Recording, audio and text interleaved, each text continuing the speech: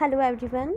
So here we are going to discuss the chapter first, as we have discussed the overview and some of the major terms of the chapters, and today we are going to discuss the farming in the Palampur. Yes, let's start. So here land is fixed. So our topic is going to start the topic that is farming in Palampur. Okay, so here the first is land is fixed. Farming is the main production activity in Palampur. 75% of people who are working are dependent on farming on their livelihood. They could be farmer or farm laborers. The well-being of these people is closely related to production on the farms, but remember that there is a basic constraint in raising farm production. Land area under cultivation is practically fixed. Since 1960 in Palampur, there has been no expansion in land area under cultivation. By then, some of the wasteland in the village had been converted to cultivable land. There exists no further scope to increase farm production by bringing new lands under cultivation. So land is fixed. यहाँ ये हमें land is fixed की term से explain करना चाहते हैं that आप जब कहीं पर भी हम जब फार्मिंग स्टार्ट करते हैं तो वहाँ की जो लैंड है वो फिक्स्ड रहनी चाहिए। यूँ नहीं कि आप कभी वहाँ पर कुछ भी कोई दूसरे टाइप की एक्टिविटीज़ करना स्टार्ट कर दें और फिर वहाँ की जो लैंड है उसकी फर्टिलिटी रेट कम हो जाए उससे, और इस तरह से आपको भी नुकसान हो। सो दैट इन्होंने यहाँ हमें क्या कंडीशन दी है कि लैंड मस्ट बी फिक्स्ड। जब आपकी लैंड फिक्स्ड होगी तो उसकी फर्टिलिटी जो है वो बहुत ज़्यादा रहेगी, वो continuously day by day year two year बढ़ती रहेगी और उसका जो प्रोडक्शन होगा वो भी बहुत अच्छा होगा। और कई बार जो वेस्ट लैंड होते हैं, विलेजेस में वेस्ट लैंड होते हैं, उनको भी कई बार कल्टीवेबल लैंड में कन्वर्ट कर दिया जाता है, बट इनका इतना स्कोप नहीं रहता है जितना हम देख सकते हैं कि जो लैंड कंटिन्यूसली कल्टीवेशन में यूज़ की जा रही है। And this is just for your basic knowledge. Here you can see the standard unit of measuring the land. Measuring land is hectare. Land को जब हमें मेज़र करना होता है तो उसकी स्टैंडर्ड यूनिट क्या है, that is hectare. Though in villages you may find land area being discussed in local unit such as bigha and guntha. Okay. And the second thing, as we have saw the farming in Palampur, the first was land is fixed. As we have discussed, the land is fixed. अगर आपकी land fix नहीं होगी तो धीरे धीरे land की production जो है रेट वो धीरे धीरे कम होगी. देन इन्होंने अपनी जो सेकंड बात रखी है वो है, is there a way one can grow more from the same land. इन्होंने ये पूछा है कि यहाँ कोई और भी ऐसे रास्ते हैं जिनसे हम एक ही सेम लैंड पर और भी अलग अलग तरह की क्रॉप्स ग्रो कर सकते हैं. So that was the question. In the kind of crops grown and facilities available, Palampur would resemble a village of the western parts of the state of Uttar Pradesh. All land is cultivated in Palampur. No land is left idle. During the rainy season, farmers grow jawar bajra. These plants are used as cattle feed. Followed by cultivation to potato between October and December. In the winter season, rabi fields are sown with wheat. From the wheat produced, farmers keep enough wheat for their families' consumption and then sell the surplus wheat to the market of Raiganj. Okay. So पहले हम यहाँ तक discuss कर लेते हैं कि इन्होंने they have said that कि कोई भी एक आपकी लैंड है उसके ऊपर हम अलग अलग तरह की जो क्रॉप्स है वो ग्रो कर सकते हैं अलग अलग डिफरेंट टाइम पर. Okay. On the different time we can grow different kinds of crops on a single land. As in winter season we can see that यहाँ पर जवार एंड बाजरा इन्होंने ग्रो कर दिया था. Sorry, that was rainy season. Yes, rainy season में यहाँ पर यहाँ पर इन्होंने जवार एंड बाजरा ग्रो किया था। एंड देन जब नेक्स्ट सीज़न आया था अक्टूबर टू दिसंबर, इन्होंने पोटैटो ग्रो कर लिया था। एंड जब विंटर आया तो हमने यहाँ देखा कि हमने वीट ग्रो किया। देन जो वीट आता है तो उसकी जो प्रोड्यूस रहती है वो फार्मर जो होता है अपनी फैमिली कंजम्पशन के लिए रख लेते हैं, और जो सरप्लस वीट रहती है उसे मार्केट में सेल कर देते हैं। So the term surplus, maybe this term is new for you, so let me introduce this, that surplus means additional. Okay, surplus means additional.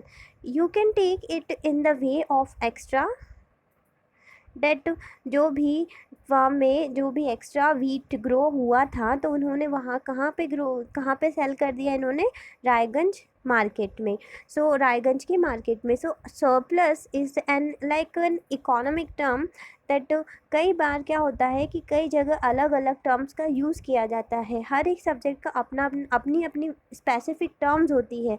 As we have saw that capital, as we have saw the term capital. तो capital को आज तक हम क्या समझते आए हैं, like Jaipur is the capital of Rajasthan, new Delhi is the capital of India. In that manner we had understand the term capital. But in the subject economics में आप इसे क्या देखेंगे, capital that mean money. Okay, that mean capital, that mean money. तो हर एक term जो होती है अपने अपने सब्जेक्ट में अपने अपने एरिया में आकर बहुत ज़्यादा अपना स्पेसिफिक रूप ले लेती है, स्पेसिफिक फॉर्म ले लेती है। सो that is why I am explaining you the term surplus that mean additional. Okay, surplus that mean additional. Now let's come.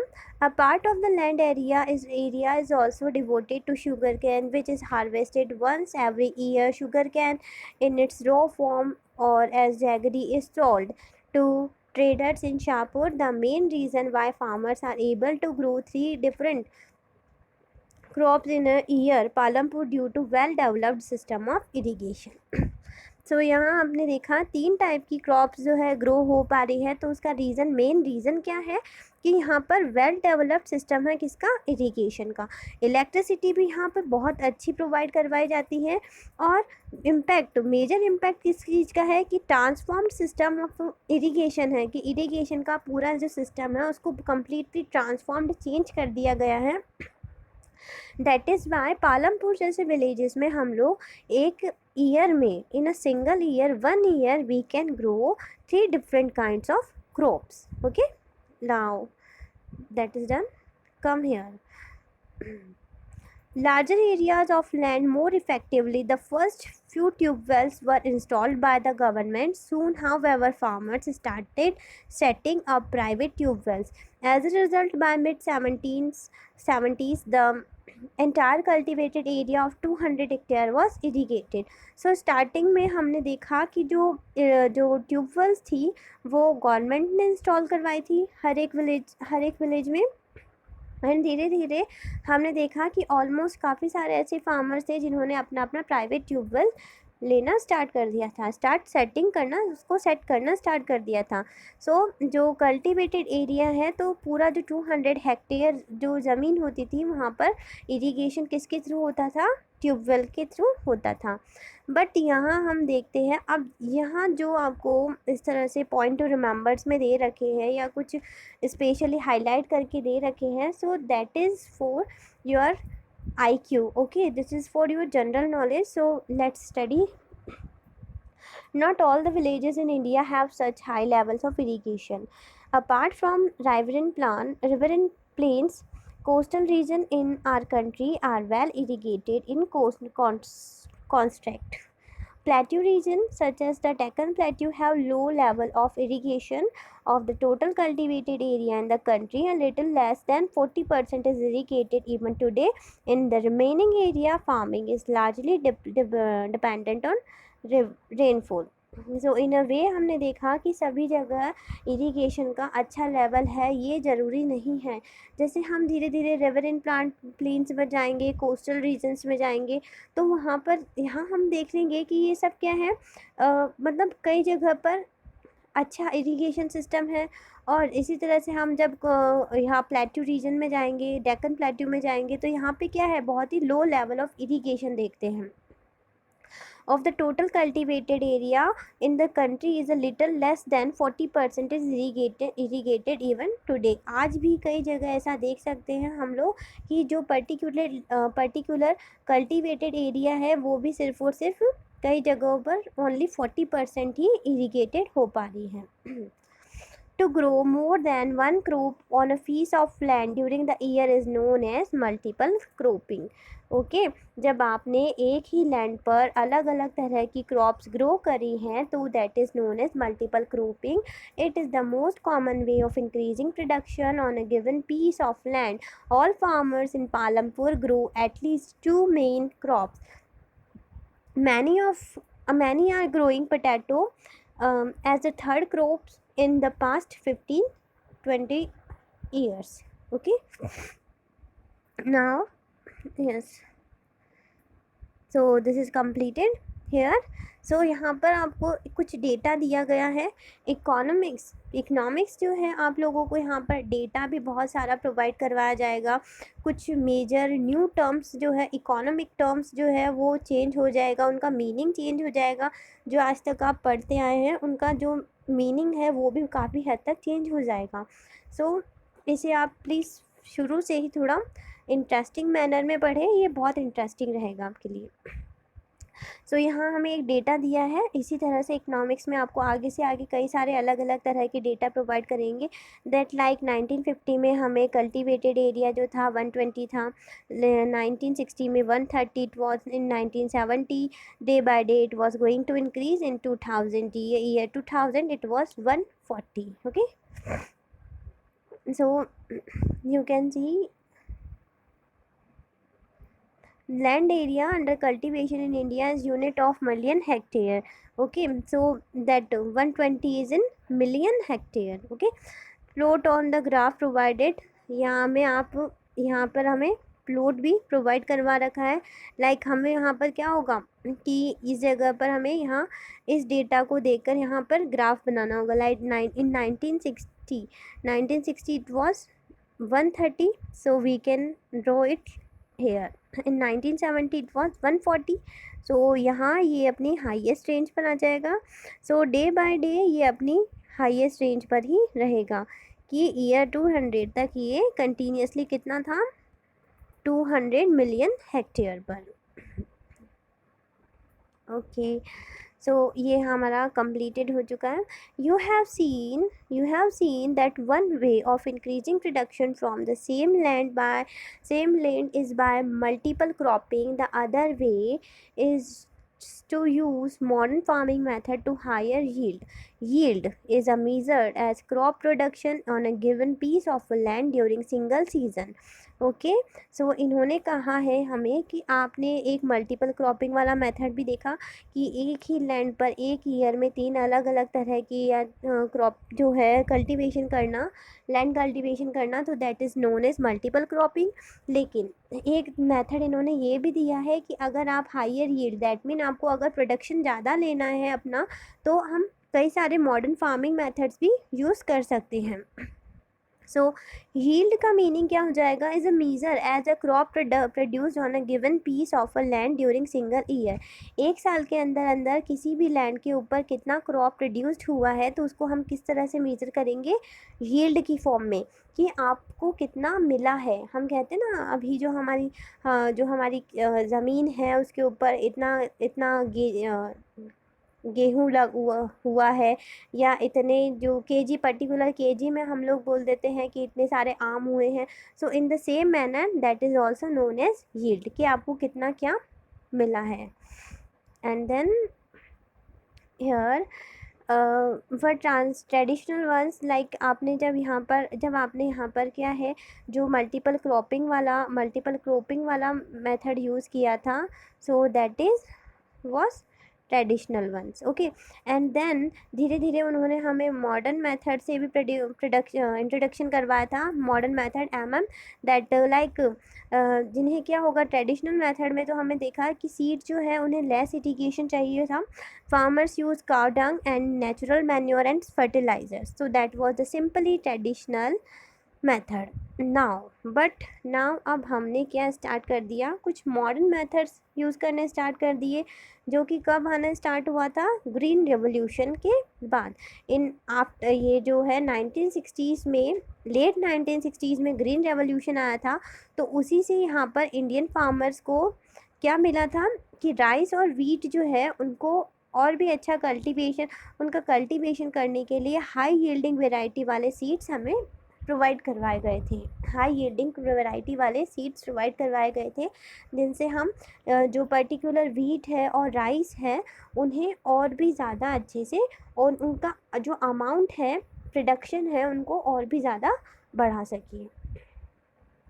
So, compared to the traditional seeds, the H5V seeds promised to produce much greater amount of grain on single plant. As a result, the same piece of land would now produce far larger quantities of food grain than was possible earlier. H5V seeds, however, need plenty of water, chemical fertilizers and pesticides. Okay, so हमने जो हम लोगों को यहाँ पर बोला गया था कि HYV, एक तो हमने देखा था, एक तो था हमारे पास ट्रेडिशनल मेथड, तो जिसमें हम लोगों ने देखा कि इन्हें ना तो इतनी वाटर की नीड थी, ठीक है, और जो फर्टिलाइज़र की फॉर्म में हम लोग काउ डंग का यूज़ कर लिया करते थे.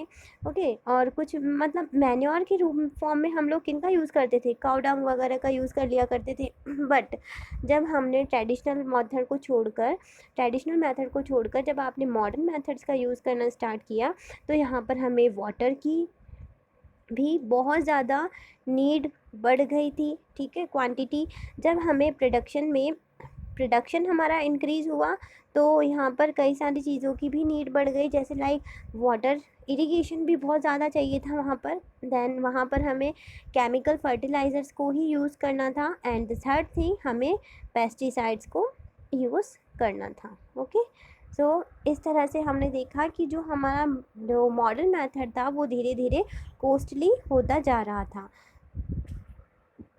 सो यहाँ इन्होंने हमें एक और डेटा प्रोवाइड कराया है कि farmers of Punjab, Haryana and western Uttar Pradesh. So कहाँ की farmers, Punjab, Haryana and western Uttar Pradesh के जो फार्मर्स हैं, इन्होंने सबसे ज़्यादा मॉडर्न फार्मिंग मेथड का यूज़ करना स्टार्ट किया था इंडिया में. एंड वहीं पर tubewells, irrigations made use HYV seeds, chemical fertiliser and pesticides in farming. और उन्होंने धीरे धीरे ट्यूबवेल्स वगैरह का यूज़ करना स्टार्ट कर दिया, HYV सीड्स का, हाई यील्डिंग वेराइटी वाले सीड्स का यूज़ करना स्टार्ट कर दिया, केमिकल फर्टिलाइज़र्स यूज़ करना स्टार्ट कर दिए, और पेस्टिसाइड्स अपनी फार्मिंग में भी यूज़ करना स्टार्ट कर दिया. Some of them bought farm machinery like tractors and threshers. So कई सारे ऐसे भी जगह थी, फार्म्स ऐसे भी थे जहाँ पर उन्होंने अपनी ट्रैक्टर्स और थ्रेशर्स मशीन्स जो है उनका भी यूज़ करना स्टार्ट कर दिया, उनका भी इंस्टॉलेशन इन्होंने स्टार्ट कर दिया.